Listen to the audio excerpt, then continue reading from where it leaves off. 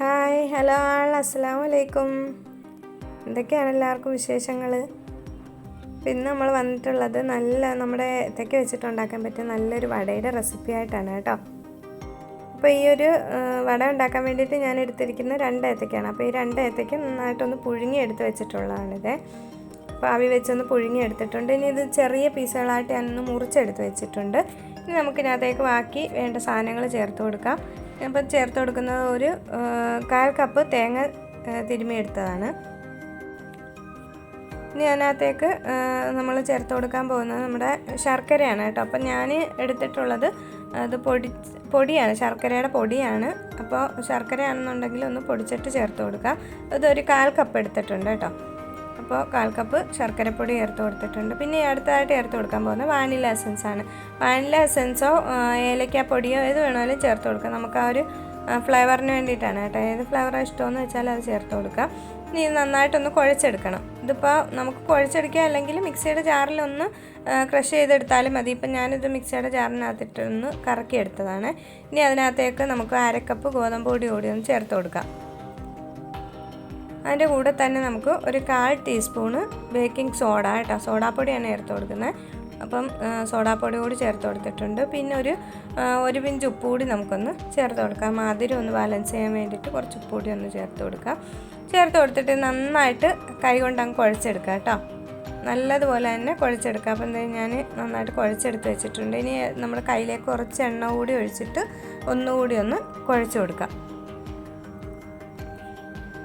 അപ്പോൾ അതായത് നന്നായിട്ട് നമ്മുടെ മാവ് ഇവിടെ കുഴച്ചെടുത്ത് വെച്ചിട്ടുണ്ട്. ഇനി നമുക്കിത് വട ഉണ്ടാക്കാൻ തുടങ്ങാം. റെസ്റ്റ് ചെയ്യാനൊന്നും വെക്കണ്ട, നമ്മൾ കുഴച്ചെടുത്ത ഉടനെ തന്നെ നമുക്ക് ഉണ്ടാക്കിയെടുക്കാം.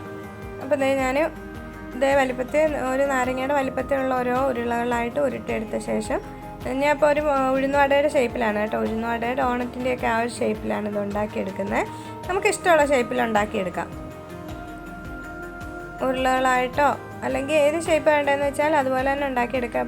ഞാനിപ്പോൾ ഇവിടെ ഒരു ഉഴുന്നുവടയുടെ ഷേപ്പിലാണ് കുഴച്ചെടുക്കുന്നത് കേട്ടോ.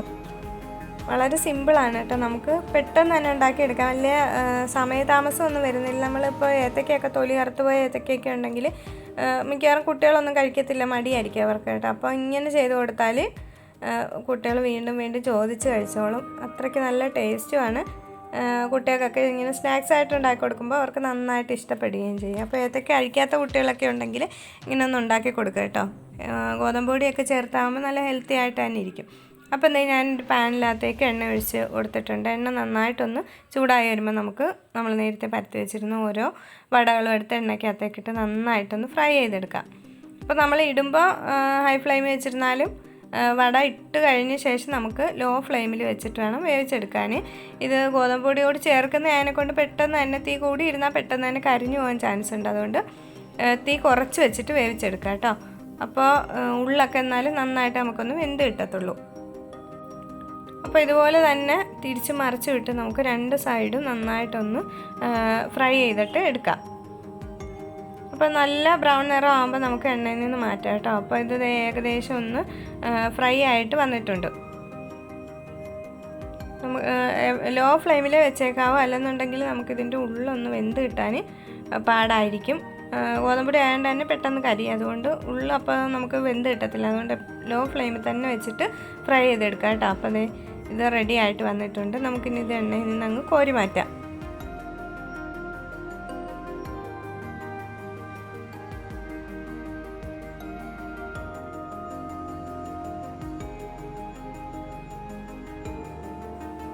അപ്പോൾ ഇതുപോലെ തന്നെ നമുക്ക് ബാക്കി നമ്മൾ റെഡിയാക്കി വെച്ചിരുന്ന ആ ഒരു വടയും കൂടി അങ്ങ് എണ്ണയിലിട്ട് ഫ്രൈ ചെയ്തെടുക്കാം.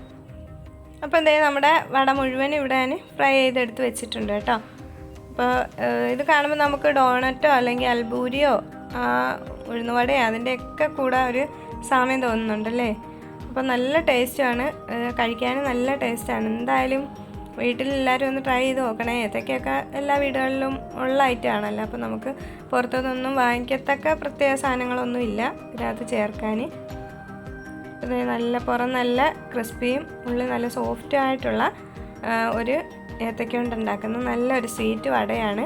അപ്പോൾ ഈ റെസിപ്പി എല്ലാവരും ഒന്ന് ട്രൈ ചെയ്ത് നോക്കും. അപ്പം നമ്മുടെ വീഡിയോ ഇഷ്ടപ്പെട്ടാൽ ലൈക്ക് ചെയ്യുക, കമൻറ്റ് ചെയ്യുക.